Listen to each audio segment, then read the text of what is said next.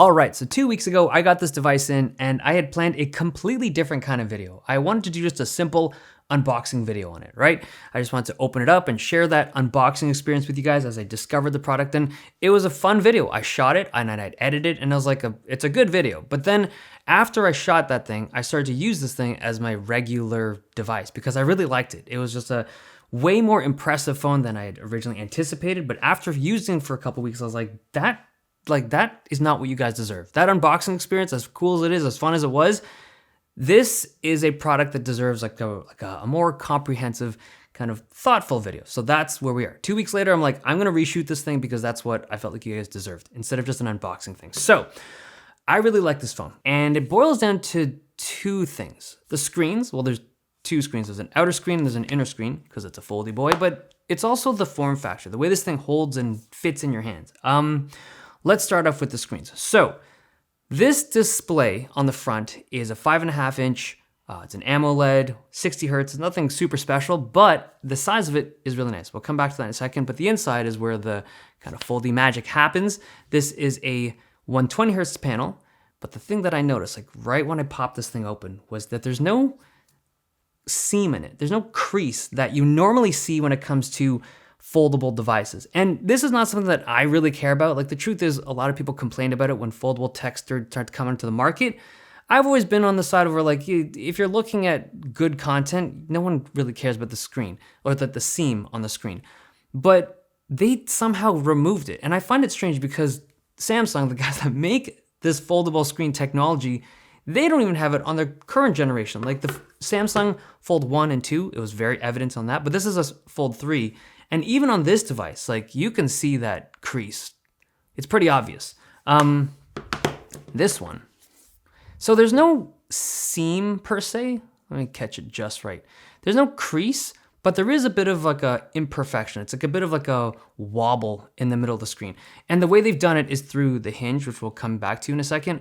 But the thing I really like about this screen, the inner screen, is just the usability of it. The moment I pulled this thing out of the box, it's like, this is the way that foldable screens should be, where they're landscape, where they're like wider than they are tall. And this is right out of the box, wider than it's tall. So like you're using the device, you open it up, it's like, bam, you want the width, right? On a regular fold device, I say regular, but on a fold device, like you pop it open, it's like, it's portrait. You got to rotate the device to be able to get that width that most people want width on a screen, right? Like look at any device you use that's wider than it is tall. And I don't know, I just like right off the bat, when you open this thing, I was in love with it. Okay, so the screen usability is fantastic on the inside, but then the outside screen, dude, this was like weird. When you pull it out of the box and you fold it up, you're like this, because no other foldable phone is like this right now. It's a fully usable front screen. So let's use the Fold 3 as the best example here. So this is a device that is probably the biggest screen on the front in terms of the standard foldables or the more popular foldables. And even this version of it, it's like this vertical screen that it's kind of narrow. So if you're looking at a calendar or anything that is, I don't know, like a wider format, it's not particularly nice. You're kind of inclined to pop it open. And if reachability is awful. Like if you want to hit an app icon at the top or kind of pull down menus, you got to like, this is not the way that phones should be. Any kind of slab phone, even the big ones are quite one-hand usable. This, dude, this is like, it's like the perfect size. It's like this small, compact phone, great reachability, usability on that front screen. And when you need it open, it's like, bam, you got the big stuff. Now, when it comes to like practical use of a wide screen like this, it's best for multitasking, like having two apps open at the same time. So you have like Gmail on one side and then like a browser on the other side, whatever you want. Like it could be, a Zoom call and Twitch, whatever it is, it's just the ability to have multiple apps open at the same time and be able to interact with them at the same time. It's really nicely done on a bigger screen like this. I don't think that the media consumption experience is that much better on this device. Like if you compare this screen, once you take into account the letterboxing, it's not like a significantly better viewport. I will say gaming on the Find N is kind of hit or miss. It depends on the game, but most games are developed for widescreen formats, right? Like a regular slab phone in landscape mode with a wide screen. This is a square-like display. It's not one-to-one, but it's more square-like than most screens.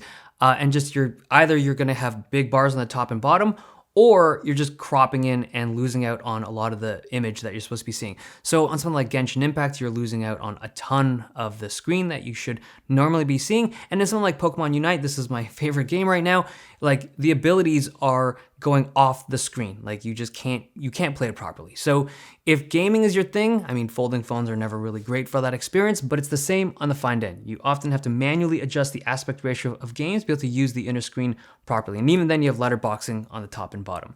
Now, I mentioned earlier that the Find N has a fairly crease-free or seamless experience on the inside. And the way they've done it is through the hinge. Like, so this hinge, it bends it or rolls the screen in a more gentle kind of U shape instead of the kind of like traditional fold. Like, so on the Fold 3, it's like a more acute bend. Like it's kind of hard to show on this camera, but you can tell, like when you close it, it's got a fairly acute bend, but on this one, it's just like a more gentle U shape to it. Like the curvature is more gentle, and the consequence is that you just have a crease-free experience. Relatively crease-free experience. It's not perfectly flat. It's supposedly ultra-thin glass on the top layer and not plastic, and it's also supposed to be rated for 200,000 folds, which is many years of frequent folding.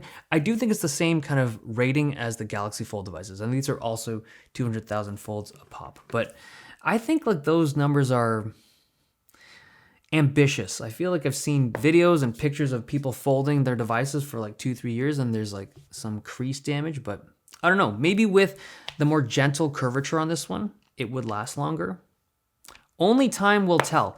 Okay, the hinge isn't IP rated, but there's supposedly a degree of water and dust resistance to it. But I think on any kind of folding phone, when you have a hinge that's got moving parts like this, there's a gap, right? There has to be a gap for any kind of movement. And I think any kind of dust, water, there is some kind of ingress point.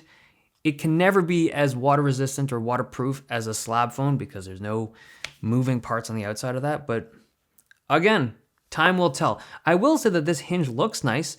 It is a thicker phone though. It's a bit of a chonky boy. Like if you look, you compare them side by side between the newest Fold 3 versus the Find N, it's a little bit thicker. It might be from the way that they're folding the screen, like on the Oppo device, because that curvature is a bit more gentle on that bend.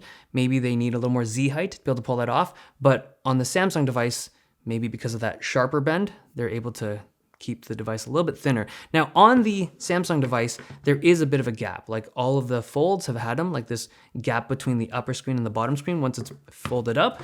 But on the Oppo, it's just like flush right up to the two screens.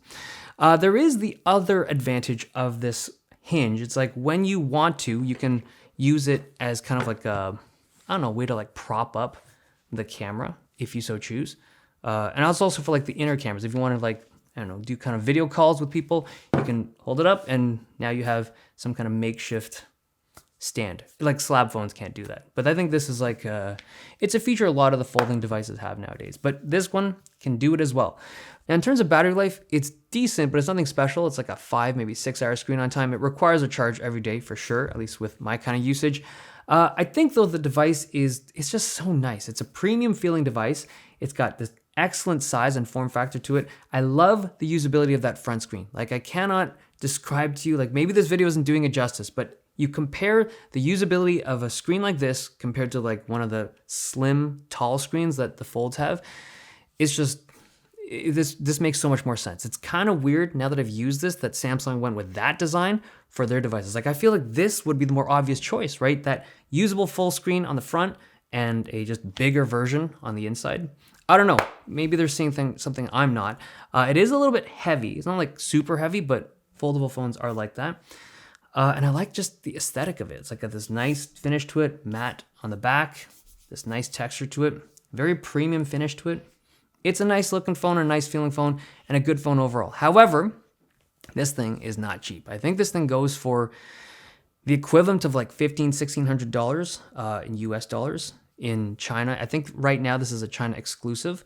Now it's running Oppo's ColorOS 12 based on Android 11, and I don't love that skin. I feel like it's a bit messier or busier than I'd want it to be. I like my stuff cleaner. I like OnePlus, or like the older OnePlus skin, and I like the Pixel skins. This one's, It's not bad. There's definitely stuff I like. I like the way that they skin their icons. I don't know. There's a bunch of stuff that they do right, but it's not my favorite skin, if I'm being honest. But product, it's good overall. Now the camera system, I didn't spend a lot of time on it. The main shooters are pretty decent, but the face, like the front facing ones, they're okay. I feel like the colors are a little bit washed out on it. And it's the same, like, so the outside camera and the inside camera are the same camera. It's just, there's two of them. It always feels a little superfluous when it comes to folding phones to have two of the same camera on the inside and the outside, but that's just the way it has to be right now when it comes to folding tech. Okay, Oppo's Find N, really nice device. Okay, hope you guys enjoyed this video. Thumbs if you liked it, subs if you loved it. See you guys next time.